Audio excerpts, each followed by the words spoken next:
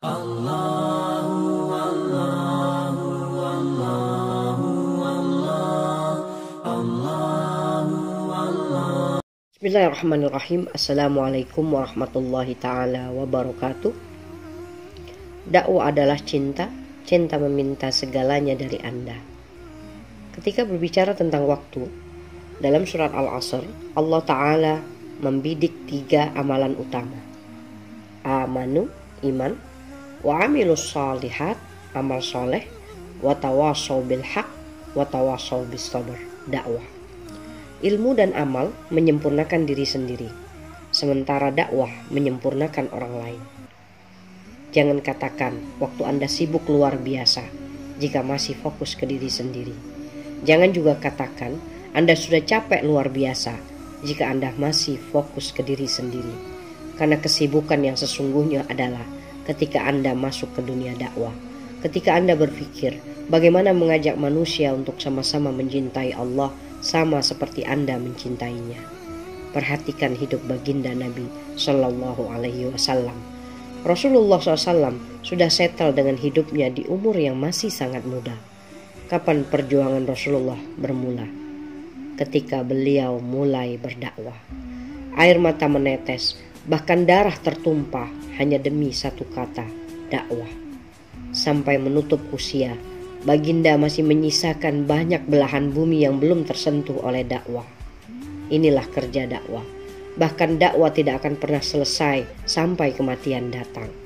Tidak ada istirahat bagi hati yang sudah tenggelam dalam aktivitas dakwah. Hal yang menarik, dalam Quran surat Al-Asr ayat ketiga, Allah Ta'ala berfirman, wa tawasaw bil haq, wa tawasaw bis sabr. Saling menasehati dalam kebenaran dan saling menasehati dalam kesabaran. Perhatikan penekanan ayatnya. Saling menasehati dalam kebenaran. Apa itu kebenaran? Kebenaran itu adalah Allah, Rasulullah, dan agama Islam. Anda disebut da'iyah ketika kata-kata yang keluar dari lisan Anda mengajak manusia kepada Allah, Rasulnya, dan agama Islam. Kenapa setelah menasehati dalam hal kebenaran, ada menasehati dalam hal kesabaran? Karena mengajak manusia mencari kenikmatan akhirat susah dan pastinya memerlukan kesabaran. Lain halnya jika mengajak manusia untuk mencari kenikmatan dunia. Lihat kata saling. Saling menunjukkan kerjasama. Dakwah itu akan lebih nikmat bila dikerjakan berjamaah dan akan lebih mudah jika bersama-sama. Berarti perintahnya sangat jelas. Wahai orang yang beriman dan beramal saleh, berdakwahlah dan bekerja samalah dalam dakwah. Bekerjalah dan bersinergilah dengan orang lain untuk agama Allah. Tidak penting apa peran yang Anda ambil, karena Allah tidak pernah melihat perannya. Boleh jadi Anda menjadi pembicaranya, atau Anda yang menyiapkan kajiannya, atau Anda yang membuat flyer dan men-share-nya, atau Anda hanya menjadi jamaah setia yang tidak pernah absen dalam setiap kajiannya. Masing-masing kita sudah ditakdirkan untuk menjalani perannya, dan setiap peran sekecil apapun bernilai di mata Allah selama niatnya ikhlas karena Allah. Bahkan peran kecil yang dijalankan dengan keikhlasan yang luar biasa akan lebih berharga di mata Allah dibandingkan peran besar yang minim ketulusan dan keikhlasan.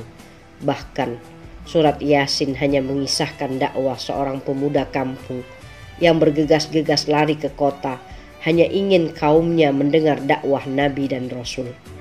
Meskipun taruhannya adalah disiksa dan kehilangan nyawa, dan surga Allah menjadi balasannya. Bahkan burung hudhud Sulaiman menjadi ikon dakwah. Melalui tubuh mungilnya, Putri Balkis dan rakyatnya masuk Islam. Tidak mengapa diri ini tidak dikenali oleh penduduk bumi, tapi pastikan namanya dikenali penduduk langit. Karena jika Allah sudah mencintai seorang hamba, Dia akan umumkan cintanya ke seluruh penduduk langit. Dan di bumi ia akan diberi tanda. Wassalamualaikum warahmatullahi ta'ala wabarakatuh.